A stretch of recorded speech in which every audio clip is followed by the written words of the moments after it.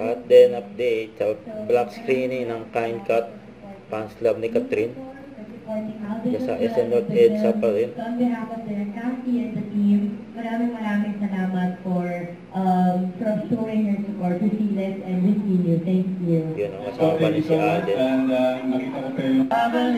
Kasi ito, pa-black screening ng Realme na endorsement ni Catherine. At kasama ang Katropa at Friends of Alden.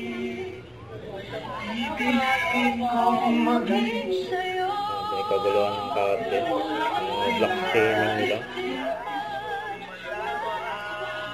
Yan o, kita naman gaano karami nanood ng movie nila. May haba ng pila dyan sa SM North.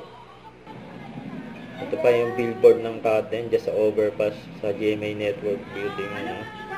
Billboard. I love it! Panalo, let's go!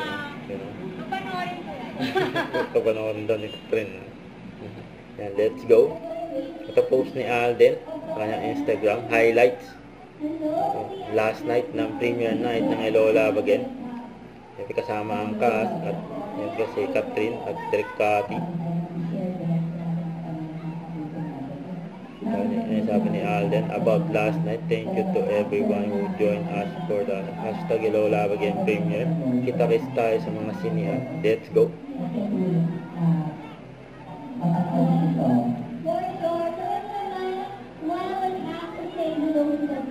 And congrats sa Catherine.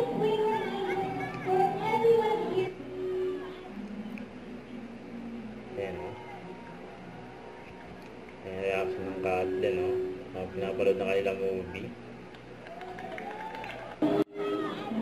Yung ba yung reaction ng Catherine habang pinapanood na kanilang movie. Pati si Moira na payak. Movie ng Catherine. And congrats sa Catherine. Sigurado successful ang kanilang movie. Nakabot yan, sigurado. Highest gross movie all of time. Nakabot yan. Pilipinas. Ayan sa back. Ayan, after ng premiere night.